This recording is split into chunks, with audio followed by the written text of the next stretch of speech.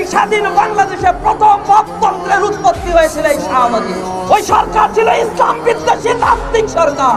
ফ্যাসিবাদ হাসিনাকে এই দেশে ফ্যাসিজম কায়েমের প্রথম পদক্ষেপ হিসেবে সে এই টেস্ট কেসটি খেলেছিল। তার এই কর্মকাণ্ড মূলত শুরু হয়েছিল বাংলাদেশ থেকে আলেম ওলামাদেরকে নিশ্চিহ্ন করে দেওয়ার জন্য।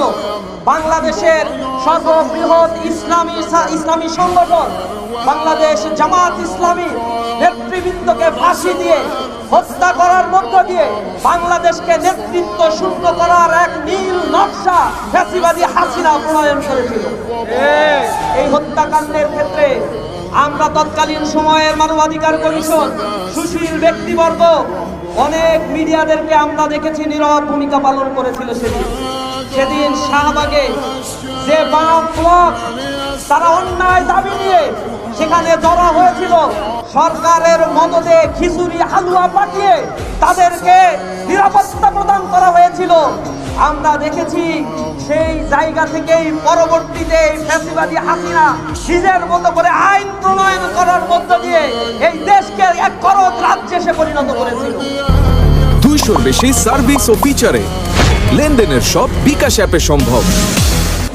সেদিন তারা চিন্তা করেছিল বাংলাদেশকে আলেম ওলামা শূন্য করতে হবে। তখন আপনাদের জানা আছে তারা একটা ট্রাইব্যুনাল গঠন করেছিল, তথাকথিত আন্তর্জাতিক মানবাধিকার ট্রাইব্যুনাল, আন্তর্জাতিক অপরাধ ট্রাইব্যুনাল গঠন করা হয়েছিল। সেই অপরাধ ট্রাইব্যুনালে যাদেরকে বিচারক হিসেবে নিয়োগ দেওয়া হয়েছিল, নিজামুল হক অথবা ওবায়দুল হাসান অথবা যাদের চেয়ারম্যান করা হয়েছিল, তারা সবাই ছিল আওয়ামী দোসর, আওয়ামী লীগের নির্বাচিত একজন বিচারক, যারা তারা ঢাকা বিশ্ববিদ্যালয়ে পড়াকালীন সময়ে ছাত্রলীগের রাজনীতির সাথে জড়িত ছিল।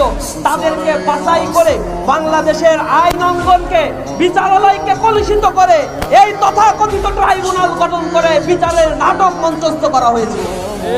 আব্দুল কাদের মোল্লা ভাইকে তারা রায় দিয়েছিল যাবজ্জীবন, কারণ কোনো প্রমাণ খুঁজে পায় না। প্রচারিত যে আইন, সেই আইনের ব্যারিকেডে পড়ে না। তারা যখন এই বিচার করে সন্তুষ্ট হয় নাই, জনগণের রোষানলে পড়েছিল, তখন বামদের দ্বারা শাহবাগে তারা এক মব ক্রিয়েট করেছিল। এই স্বাধীন বাংলাদেশে প্রথম মততন্ত্রের উৎপত্তি হয়েছিল এই শাহবাগে।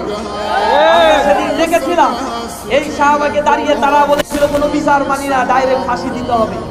সেই ফাঁসির আবেদনের পরিপ্রেক্ষিতে সরকারের মদতপুষ্ট সকল মিডিয়াগুলোকে এখানে নিয়ে এসে ফুলে ফেপে বড় করে সেই ছোট্ট আন্দোলনকে দেখানো হয়েছিল। আমরা দেখেছি একটি বিচারে, একটি আইনে